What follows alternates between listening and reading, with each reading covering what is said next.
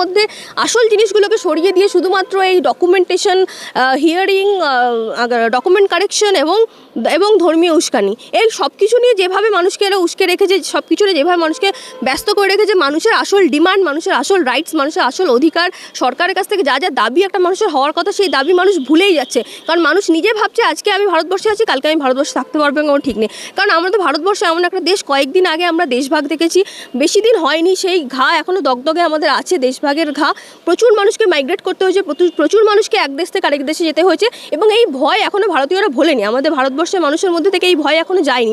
সেই ভয়ের ওপর থেকে ইচ্ছাকৃতভাবে এই জিনিসগুলোকে জল্পনা করে করা হচ্ছে, যাতে মানুষ আবার ভীত হয়ে ওঠে, মানুষ আবার যাতে হয়রানির শিকার হয়, এবং সরকার যাতে নিজের আসল শোষণটা চালিয়ে যেতে পারে। মানুষ 2002 সালে তার বাবা ভোট দিয়েছে, তার মা ভোট দিয়েছে, সে ভোট দিয়েছে, তাকেও আবার লাইনে দাঁড় করাতে হচ্ছে।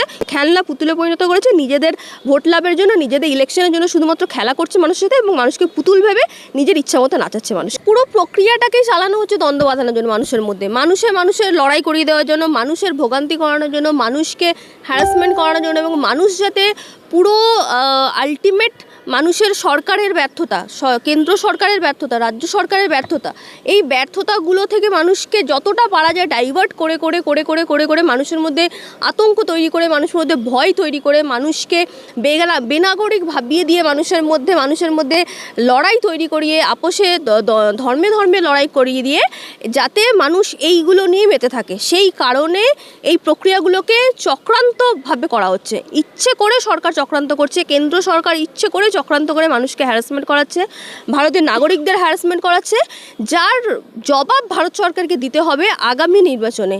কারণ এইভাবে একটা সরকার, মানুষের ভোট নিয়ে যেই সরকার আজকে ক্ষমতায় আছে, যেই মানুষের ভোট নিয়ে প্রধানমন্ত্রী হয়েছেন, যেই মানুষের ভোট নিয়ে এনারা ক্ষমতা দখল করে আছে, যেই মানুষের ভোট নিয়ে গদি দখল করে আছে, সেই মানুষগুলোকে আজকে নির্যাতন করা হচ্ছে, সেই মানুষদেরকে আজকে প্রাণীর মতো, মানে পশুদের মতো আজকে মানুষকে লাইনে গিয়ে দাঁড়াতে হচ্ছে। মানুষের যেই সামান্যতম ন্যূনতম যে অধিকারটুকু থাকা দরকার, সেই অধিকারটুকু এরা মানুষকে দেওয়া পর্যাপ্ত মনে করছে না।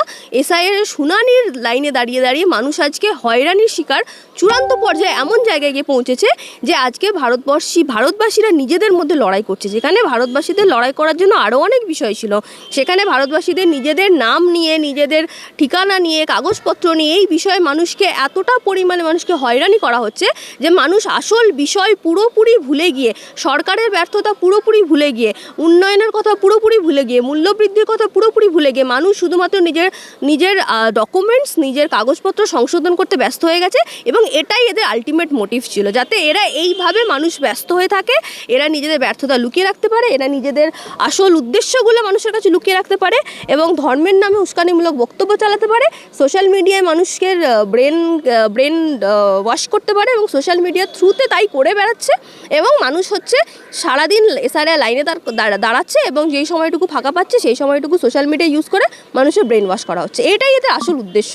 সেই কারণে এরা, এবং প্রান্তিক অঞ্চলের, প্রান্তিক এলাকার মানুষের মধ্যে হয়রানির শিকারটা এতটাই পরিমাণে পৌঁছেছে যে এখানে প্রশাসন তো আমাদের পুরোপুরি ব্যর্থ। প্রশাসনের ব্যর্থতাটাকে মানে এতটাই প্রকট হয়ে উঠেছে প্রশাসনের ব্যর্থতা, যে হিয়ারিংয়ের লাইনে দাঁড়িয়ে মানুষকে হয়রানির শিকার এমন হতে হচ্ছে যে সেটা গিয়ে দ্বন্দ্বে, সেটা গিয়ে দাঙ্গায়, সেটা গিয়ে মারপিটে পরিণত হচ্ছে। তাহলে প্রশাসন এতটাই ব্যর্থ পশ্চিমবঙ্গে যে এমনিতে মানুষকে ভোট দেওয়া, 2002 সালে তার বাবা ভোট দিয়েছে, তার মা ভোট দিয়েছে, সে ভোট দিয়েছে, তাকেও আবার লাইনে দাঁড় করাতে হচ্ছে। 2002 সালে তার একটা মানুষের যত পরিবারে যতজন মানুষ ছিল সবাই ভোট দিয়েছে। 2002 সালে হয়তো কারোর নামের ভুল এসে, সেটা নির্বাচন কমিশনের দায়, তারপরে সে নাম সংশোধন করেছে, কিন্তু তাও তাকে গিয়ে লাইনে দাঁড়াতে হচ্ছে। তাহলে এইরকম সরকারের চক্রান্তমূলক গাফিলতির জন্য, নির্বাচন কমিশনের গাফিলতির জন্য, নির্বাচন কমিশন সরকারের মিলিত গাফিলতির জন্য, মিলিত চক্রান্তের জন্য মানুষকে হয়রানির শিকার হতে হচ্ছে। এবং মানুষকে এরা শুধুমাত্র পুতুলে পরিণত করেছে, খেলনা পুতুলে পরিণত করেছে, নিজেদের ভোট লাভের জন্য, নিজেদের ইলেকশনের জন্য শুধুমাত্র খেলা করছে মানুষের সাথে, এবং মানুষকে পুতুল ভেবে নিজের ইচ্ছা মতো নাচাচ্ছে মানুষকে। এর থেকে বাঁচার উপায় সরকারকে সরাতে হবে। এই সরকারকে দিয়ে হবে না, এই রকমের সরকার, কেন্দ্র সরকার এবং রাজ্য সরকার, এরা মানুষকে যেভাবে যেভাবে ব্রেন ডাইভার্ট করছে মানুষের বারবার মস্তিষ্ককে, মানুষের মস্তিষ্কের মধ্যে আসল জিনিসগুলোকে সরিয়ে দিয়ে শুধুমাত্র এই ডকুমেন্টেশন, হিয়ারিং, ডকুমেন্ট কারেকশন এবং ধর্মীয় উস্কানি, এই সব কিছু নিয়ে যেভাবে মানুষকে এরা উস্কে রেখেছে, সব কিছু নিয়ে যেভাবে মানুষকে ব্যস্ত করে রেখেছে, মানুষের আসল ডিমান্ড, মানুষের আসল রাইটস, মানুষের আসল অধিকার, সরকারের কাছ থেকে যা যা দাবি একটা মানুষের হওয়ার কথা, সেই দাবি মানুষ ভুলেই যাচ্ছে। কারণ মানুষ নিজে ভাবছে আজকে আমি ভারতবর্ষে আছি, কালকে আমি ভারতবর্ষে থাকতে পারবো কোনো ঠিক নেই। কারণ আমরা তো ভারতবর্ষে এমন একটা দেশ, কয়েকদিন আগে আমরা দেশভাগ দেখেছি, বেশি দিন হয়নি, সেই ঘা এখনও দগদগে আমাদের আছে, দেশভাগের ঘা। প্রচুর মানুষকে মাইগ্রেট করতে হয়েছে, প্রচুর মানুষকে এক দেশ থেকে আরেক দেশে যেতে হয়েছে, এবং এই ভয় এখনও ভারতীয়রা ভোলেনি। আমাদের ভারতবর্ষের মানুষের মধ্যে থেকে এই ভয় এখনও যায়নি। সেই ভয়ের উপর থেকে ইচ্ছাকৃতভাবে এই জিনিসগুলোকে জল্পনা করা হচ্ছে, যাতে মানুষ আবার ভীত হয়ে ওঠে, মানুষ আবার যাতে হয়রানির শিকার হয়, এবং সরকার যাতে নিজের আসল শোষণটা চালিয়ে যেতে পারে মানুষের উপরে।